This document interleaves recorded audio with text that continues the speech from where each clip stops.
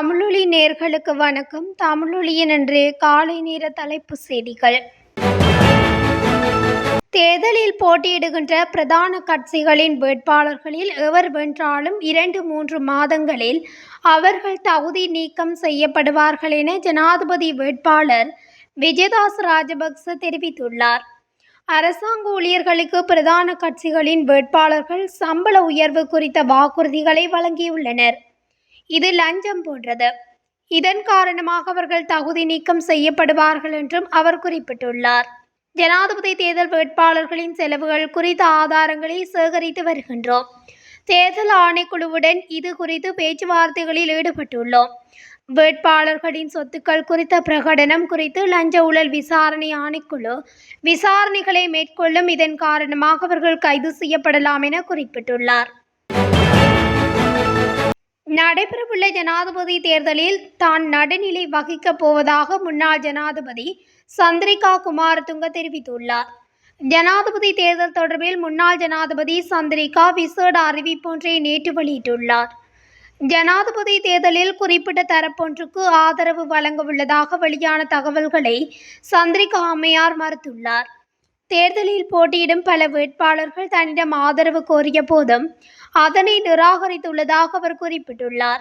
நடைபெறவுள்ள தேர்தலில் யாருக்கும் சார்பின்றி நடுநிலை வகிக்க தீர்மானித்துள்ளதாக முன்னாள் ஜனாதிபதி சந்திரிகா தனது அறிக்கையில் குறிப்பிட்டுள்ளார்.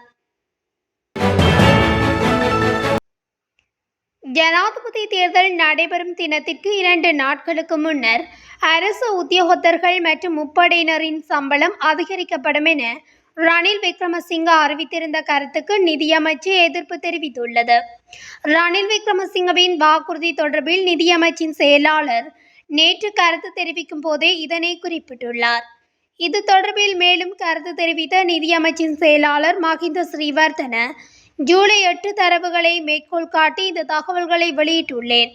அரசு ஊழியர்களுக்கு 10,000 ரூபாய் சம்பளம் உயர்த்தப்பட்டால் கூடுதல் செலவுக்கு 14,000 கோடி ரூபாய் தேவைப்படும்.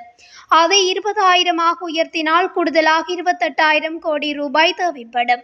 10,000 ரூபாவினால் சம்பளம் அதிகரிக்கப்படுமாயின் வட் வரியை குறைந்தது 21% அதிகரிக்க வேண்டும் என்றார். இலங்கை தேசிய நீர்வளங்கள் மற்றும் வடிகால் சபை சர்வதேச நீர் சங்கத்தால் சாதனையாளர் பிரிவில் சிறந்த காலநிலை ஸ்மார்ட் பயன்பாடு என்று அங்கீகரிக்கப்பட்டுள்ளது. இதனை நீர்வளங்கள் அமைச்சு தெரிவித்துள்ளது. சர்வதேச நீர் சங்கத்தின் இந்த அங்கீகாரம் காலநிலை மாற்றத்துக்கு எதிரான போராட்டத்தில் முன்னுதாரணமாக இருப்பதற்கான சபையின் அர்ப்பணிப்புக்கு ஒரு சான்றாகும் என்று அமைச்சு குறிப்பிட்டுள்ளது. சர்வதேச நீர் சம்மேளனத்தின் அங்கீகாரம் நீர்வளங்கள் சபையின் சாதனையாகும் என்றும் அமைச்சு தெரிவித்துள்ளது. இந்த மாதத்திற்கான லாப் சமையல் எரிவாயு விலையில் எந்த மாற்றமும் நடைபெறாது என அந்த நிறுவனம் தெரிவித்துள்ளது. லாப் சமையல் எரிவாயு நிறுவனத்தின் பிரதம நிறைவேற்று அதிகாரி கலாநிதி நுரோஷன் ஜே ஃபீரிஸ் அறிக்கையொன்றை வெளியிட்டு இதனை தெரிவித்துள்ளார். அதன்படி லாப் சமையல் எரிவாயு சிலிண்டர்களின் தற்போதைய விலைகள் அறிவிக்கப்பட்டுள்ளது. 12.5 கிலோ எரிவாயு சிலிண்டரின் விலை 3,680 ரூபாய் எனவும் 5 கிலோ எரிவாயு சிலிண்டரின் விலை 1,477 ரூபாய் எனவும் தெரிவிக்கப்பட்டுள்ளது. யாழ்ப்பாணம் சுன்னாகம் போலீஸ் பிரிவுக்குட்பட்ட தாவடி பகுதியில் இளைஞர் ஒருவர் மீது வாள்வெட்டு தாக்குதல் மேற்கொள்ளப்பட்டுள்ளது. குறித்த சம்பவம் நேற்று முன்தினம் இரவு இடம்பெற்றுள்ளது. தாவடி தெற்கு பத்ரகாளி கோவில் பகுதியில் உள்ள வீடொன்றுக்குள் சம்பவ தினத்தன்று இரவு 9:30 மணியளவில் உள்நுழைந்த மர்ம நபர்கள் இளைஞர் மீது வாள்வெட்டி தாக்குதலை மேற்கொண்டுவிட்டு தப்பி சென்றுள்ளனர். இந்த சம்பவத்தில் 22 வயதுடைய விபுலானந்தம் அபீஸ் என்ற இளைஞன் கையில் வாள்வெட்டு தாக்குதலுக்கு உள்ளாகிய நிலையில் யாழ்ப்பாணம் போதனா வைத்தியசாலையில் அனுமதிக்கப்பட்டுள்ளார். 4 பேர் கொண்ட குழுவே இந்த தாக்குதலை மேற்கொண்டுள்ளதாக பாதிக்கப்பட்ட இளைஞன் சுன்னாகம் போலீஸ் நிலையத்தில் வழங்கிய முறைப்பாட்டில் தெரிவித்துள்ளார். அத்துடன் இந்த வாள்வெட்டு தாக்குதல் ஏன் மேற்கொள்ளப்பட்டது என்பது தொடர்பில் இதுவரை எந்தவொரு காரணமும் தெரிய வரவில்லை என்பதுடன் கடந்த வருடம் குறித்த இளைஞன் மீதும் அவரது தாயார் மீதும் தாக்குதல் மேற்கொள்ளப்பட்டதாக போலீஸ் விசாரணையில் தெரிய வந்துள்ளது. யாழ்ப்பாணம் மிருசுவில் 8 பேர் கொலை வழக்கில் குற்றம் சாட்டப்பட்டு மரண தண்டனை விதிக்கப்பட்ட முன்னாள் இராணுவ சார்ஜன்ட் சுனில் ரட்நாயக்கா மீதான அடிப்படை உரிமை மனுக்களை ஜனவரி 15ஆம் தேதி பரிசீலிப்பதாக உயர் நீதிமன்றம் அறிவித்துள்ளது. சுனில் ரத்நாயக்கவுக்கு பொது மன்னிப்பு வழங்குவதற்கு முன்னாள் ஜனாதிபதி கோட்டபாய ராஜபக்ச எடுத்த தீர்மானத்தை ரத்து செய்யுமாறு கோரி தாக்கல் செய்யப்பட்டிருந்தது. சம்பவத்தில் உயிரிழந்தவர்களின் குடும்ப உறுப்பினர்கள் மாற்றுக் கொள்கைகளுக்கான நிலையம் மற்றும் இலங்கை மனித உரிமைகள் ஆணைக்குழுவின் முன்னாள் ஆணையாளர் கலாநிதி அம்பிகா சட்குணநாதன் ஆகியோர் இந்த அடிப்படை உரிமை மனுக்கள் சமர்ப்பிக்கப்பட்டுள்ளன. அரசு ஊழியர்களுக்கு சம்பள உயர்வு என்ற அறிவிப்பின் மூலம் அரசாங்கம் பொதுமக்களை தவறாக வழிநடத்த முயல்கின்றது என தேர்தல் கண்காணிப்பு அமைப்பான பப்ரல் தெரிவித்துள்ளது. ஜனாதிபதி தேர்தலின் தபால் மூல வாக்களிப்புக்கு முன்னதாக அரசாங்கம் பொதுமக்களை தவறாக வழிநடத்த முயல்கின்றது என பப்ரல் தெரிவித்துள்ளது. அமைச்சரவை எதிர்வரும் தேர்தலில் பாதிப்பை ஏற்படுத்தக்கூடிய 3 தீர்மானங்களை எடுத்துள்ளது என பப்ரல் அமைப்பின் நிறைவேற்று பணிப்பாளர் ரோஹண ஹெட்டியாராச்சி தெரிவித்துள்ளார். தீர்மானங்களை எடுப்பதற்கு அமைச்சரவைக்கு உள்ள அதிகாரம் குறித்து நான் முரண்படவில்லை. எனினும் இந்த 3 தீர்மானங்களும் தேர்தலில் தாக்கத்தை ஏற்படுத்தக்கூடும். இவை பாரதூரமானவை என அவர் தெரிவித்துள்ளார். சில மாதங்களுக்கு முன்னரே அரசாங்கம் 1% கூட சம்பளத்தை அதிகரிக்க முடியாது என அமைச்சரவை பேச்சாளர் மூலம் அரசாங்கம் தெரிவித்திருந்ததும் குறிப்பிடத்தக்கது.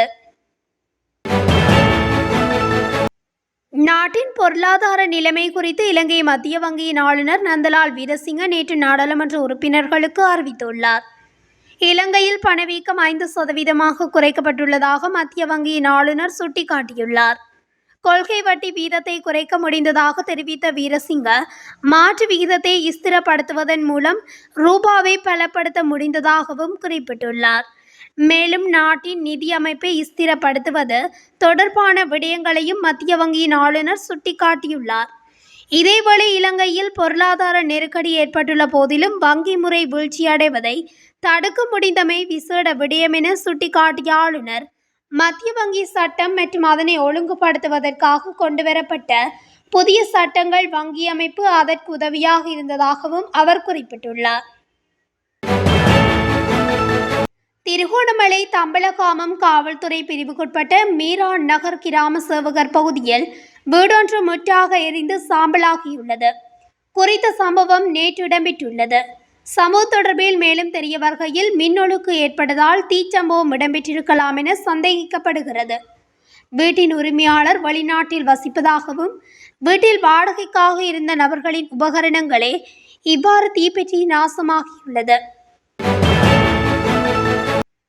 தேர்தல் பிரச்சார நடவடிக்கைகளுக்காக வீடு வீடாக செல்வதை உடனடியாக தடுக்குமாறு போலீசாருக்கு தேர்தல் ஆணைக்குழு நேற்று உத்தரவிட்டுள்ளது. இதுபோன்ற பிரச்சாரங்கள் செய்வதை தடுக்க போலீசார் நடமாடும் ரோந்து பணியை அதிகரிக்கவும் ஆணையம் அறிவுறுத்தியுள்ளது. குறிப்பிட்ட சில அரசியல் கட்சிகளைச் சேர்ந்தவர்கள் வீடு வீடாக சென்று வருவதாக ஏராளமான புகார்கள் கிடைக்கப்பெற்றுள்ளதாக தேர்தல் ஆணைக்குழு தெரிவித்துள்ளது. இதுபோன்ற செயல்கள் சுதந்திரமான மற்றும் நியாயமான தேர்தலுக்கு இடையூறாக இருப்பதாக ஆணைக்குழுவின் அதிகாரி ஒருவர் தெரிவித்தார். இதேவேளை சட்டவிரோதமான முறையில் நடத்தப்படும் தேர்தல் அலுவலகங்கள் தொடர்பில் சட்டத்தை கடுமையாக நடைமுறைப்படுத்துமாறு தேர்தல் ஆணைக்குழு போலீசாருக்கு பணிப்புரை விடுத்துள்ளது. 10,000 ரூபாய் பணம் கேட்டு 76 வயது பெண்ணின் காதணிகளை கொள்ளையடித்து கழுத்தை நெரித்து கொலை செய்த நபர் ஒருவர் கைது செய்யப்பட்டதாக கொட்டாவ போலீசார் தெரிவித்தனர். ஆனைமடு நவகத்தேகம பகுதியைச் சேர்ந்த 30 வயதுடைய சந்தேக நபர் கைது செய்யப்பட்டுள்ளதுடன் கொலையுண்ட பெண்ணின் மகளின் கணவருக்கு சொந்தமான வியாபாரத்தில் தொழிலாளியாக பணியாற்றியவர் என போலீசார் தெரிவிக்கின்றனர். உயிரிழந்த பெண் மாத்திரம் வீட்டில் தங்கியிருந்த போது குறித்த நபர் வீட்டுக்கு சென்று அவரிடம் 10,000 ரூபாய் பணம் கேட்டுள்ளார். தருவதற்கு இவ்வளவு பெரிய தொகை இல்லை என்று கூறியதால் இருவருக்கும் இடையே வாக்குவாதம் ஏற்பட்டுள்ளது. கொட்டாவ மாலம்பை வீதி இலக்கம் 720 வசிக்கும் பெண் டொனாலீலா அபேரத்ன என்ற 76 வயதுடைய பெண்ணே இவ்வாறு உயிரிழந்துள்ளதாகவும் போலீசார் தெரிவிக்கின்றனர். 2023 கல்வி பொது தராதர உயர்தர பரீட்சை பெறுபவர்களின் அடிப்படையில் எதிர்வரும் 15 நாட்களுக்குள் பல்கலைக்கழகங்களுக்கான தெரிவு வெட்டுப்புள்ளிகள் வெளியிடப்படும் என பல்கலைக்கழக மானியங்கள் ஆணைக்குழு தெரிவித்துள்ளது. தற்போது அந்த நடவடிக்கைகள் நிறைவடையும் தருவாயில் உள்ளதாக அதன் உபதலைவர் பேராசிரியர் சந்தன உடவத்து தெரிவித்துள்ளார். இவ்வருடம் பல்கலைக்கழகங்களுக்கு உள்வாங்கப்படும் மாணவர்களின் எண்ணிக்கை 45,000க்கும் அதிகமாகும் என அவர் குறிப்பிட்டுள்ளார். உணவு விஷமானதால் தனியார் நிறுவன ஊழியர்கள் 43 பேர் சிகிச்சைக்காக மருத்துவமனையில் அனுமதிக்கப்பட்டுள்ளனர்.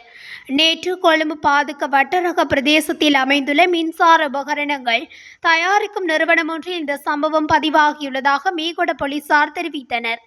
இதில் 25 பெண்களும் 18 ஆண்களும் உள்ளதாகவும் அவர்கள் 20 தொடக்கம் 40 வயதுக்கு இடைப்பட்டவர்கள் எனவும் தெரிவிக்கப்பட்டுள்ளது. வட்டுக்கோட்டை போலீஸ் பிரிவுக்குட்பட்ட வட்டுக்கோட்டை சந்தியில் இடம்பெற்ற மோட்டார் சைக்கிள் விபத்தில் முதியவர் ஒருவர் காயமடைந்துள்ளார். குறித்த விபத்து நேற்று காலை வட்டுக்கோட்டை சந்தியிலிருந்து சித்தங்கனி நோக்கி செல்லும் பக்கமாக அண்ணளவாக 150 மீட்டர்கள் தூரத்தில் இடம்பெற்றுள்ளது. வீதியில் பயணித்துக் கொண்டிருந்த மோட்டார் சைக்கிள் ஒன்று குறித்த இடத்தில் வலது பக்கத்தில் உள்ள கிளை வீதி திரும்ப முற்பட்ட வேளை அதே திசையில் பின்னால் வந்த மோட்டார் சைக்கிள் மோதி விபத்து சம்பவித்துள்ளது. இதன்போது பின்னால் வந்த மோட்டார் சைக்கிளின் சாரதியும் அவருக்கு பின்னால் அமர்ந்திருந்த தலைக்கவசமின்றி பயணித்த முதியவரும் காயமடைந்துள்ளனர். முதியவர் சம்பவ இடத்தில் மயக்கமடைந்த நிலையில் வைத்தியசாலையில் சிகிச்சைக்காக அனுமதிக்கப்பட்டுள்ளார். இத்துடன் தமிழொலியின் இன்றைய காலை நேர தலைப்பு செய்திகள் நிறைவடைகின்றன. தொடர்ச்சியாக இதுபோன்ற செய்திகளை அறிந்து கொள்ள தமிழொலி ஊடகத்துடன் இணைந்திருங்கள். நன்றி, வணக்கம்.